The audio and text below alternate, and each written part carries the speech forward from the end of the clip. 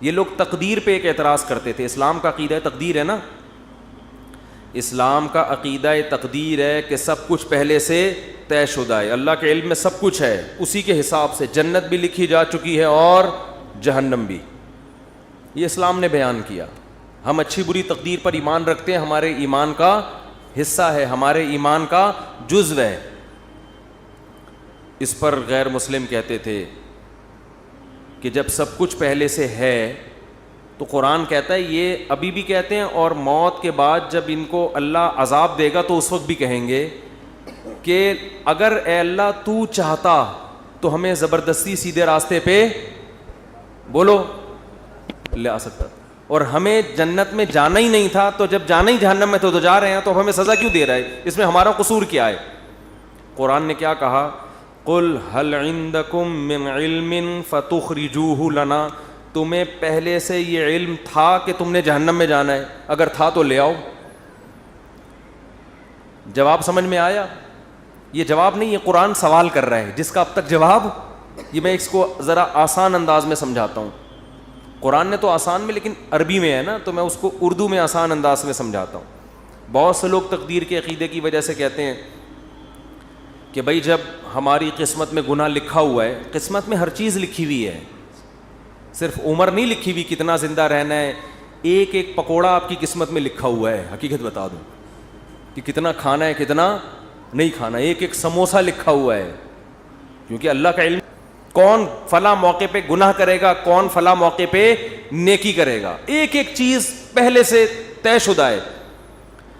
یہاں لوگ سوال پوچھتے ہیں کہ جب پہلے سے طے شدہ ہے تو ہم تو اسی کے حساب سے گناہ کر رہے ہیں نا, تو ہمیں اس پہ سزا کیوں ملتی ہے؟ سمجھ میں آ رہی ہے بات کہ نہیں آ رہی ہے؟ تو اس کا قرآن کیا کہتا ہے کہ طے شدہ ہے مگر تمہیں پتہ نہیں ہے. تم تو یہ سوچ کے کر رہی ہوتی ہے نا اپنے پورے اختیار سے, اپنے مکمل اختیار سے ایک جرم تم کر رہے ہوتے ہو. دیکھو کسی کو پہلے سے پتہ ہو کہ میں نے فلاں موقع پہ فلاں بج کے اتنے منٹ پر چوری کرنی ہے, پہلے سے پتہ ہے کہ اللہ نے میری تقدیر میں یہ بولو نا لکھا ہوا ہے. اب آپ کو پتہ ہے یار تقدیر کبھی ٹلتی نہیں ہے, ہفتے کے دن دوپہر 2:03 پر میری تقدیر میں لکھا ہے کہ میں مسجد سے چپل چوری کروں گا. آپ جاؤ 2:03 پہ مسجد سے چپل چوری کرو. اللہ جب آپ کو قیامت کے دن پکڑے سزا دے چوری پہ, تو آپ کہنا اللہ مجھے پہلے سے پتہ تھا, میری تقدیر میں لکھا ہوا تھا, میں نے لوح محفوظ دیکھ لی تھی. تو اللہ آپ کو سزا نہیں دے گا, کیونکہ اللہ نے خود کہا ہے کہ لوح محفوظ میں جو چیز لکھی ہوئی ہے وہ چینج نہیں ہو سکتا. اللہ میں تو مجبور تھا, مجھے پتا تھا, میں نہیں بھی کرتا تو مجھے تقدیر کھینچ کے لاتی اور میں چپل چوری کرتا. لیکن آپ کو پہلے سے پتہ نہیں ہوتا. جب پتہ نہیں ہوتا تو آپ اپنے اختیار سے کر رہے ہوتے ہیں. سمجھ میں آ رہی ہے بات؟ اپنے اختیار سے جا رہے ہوتے ہیں, اپنے اختیار سے چپل چوری کر رہے ہوتے ہیں, اپنے اختیار سے پکڑے جاتے ہیں. اس کی مثال اور آسان کر کے, ایک دن کیا ہوا, زید نے بکر کا قتل کر دیا. زید نے کیا کیا؟ بکر کو قتل کر دیا. ہفتے کے دن 2:03 پہ آپ نے زید کو پکڑ لیا, بیٹا تو نے بکر کو قتل کیا ہے, ہم تجھے کیا کریں گے؟ قتل کریں گے سزا کے طور پر. زید کہتا ہے دیکھو بکر کی تو عمر اتنی تھی, بکر نے اس سے زیادہ زندہ نہیں رہنا تھا. ہمیں پتہ ہے ہر آدمی کی عمر پہلے سے طے شدہ ہے. تو زید نے تو اتنے ہی سال زندہ رہنا تھا. حدیث میں آتا ہے ماں کے پیٹ میں جب بچہ ہوتا ہے تو پہلے سے فرشتہ لکھ کے چلا جاتا ہے کتنے عرصے کے لیے زندہ رہے گا یہ. تو اس نے تو ہفتے کے دن 2:03 پہ مرنا تھا, اس سے زیادہ ہی اس نے زندہ نہیں رہنا تھا. بتاؤ سچ کہہ رہا ہوں؟ آپ کہیں گے بھائی بالکل سچ کہہ رہا ہے. لیکن آپ اس بیس پہ زید کو چھوڑ دو گے؟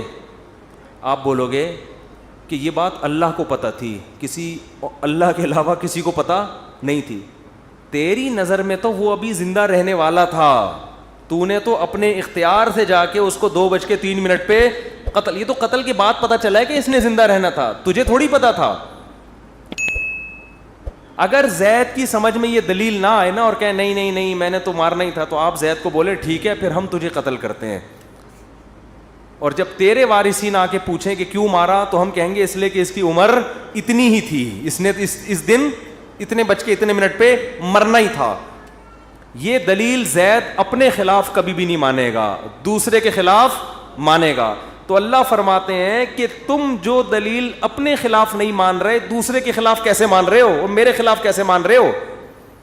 کیونکہ جب انسان گناہ کرتا ہے, تقدیر میں تو لکھا ہوا ہوتا ہے, مگر لکھنے سے پہلے اس کو نہیں پتا ہوتا کہ یہ لکھا ہوا ہے. کرنے سے پہلے وہ اپنے اختیار سے کر رہا ہوتا ہے, اسی پہ اس کو قیامت کے دن سزا ملے گی. اور جب سزا ملے گی تو وہ کہے گا اللہ تو لکھا ہوا تھا. اللہ کہے گا ہل عندکم من علم, پہلے سے پتا تھا کہ لکھا ہوا ہے.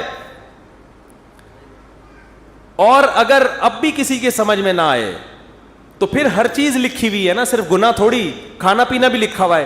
صبح ناشتہ چھوڑ دو, آپ صبح کا ناشتہ چھوڑ دو. بیگم پراٹھا بنا کے لائی, چائے بنا کے لائی, نہیں کھاؤ. بیگم لکھا ہوا ہوگا تو حلق میں اترے گا. بیگم کہے گی کم بخت,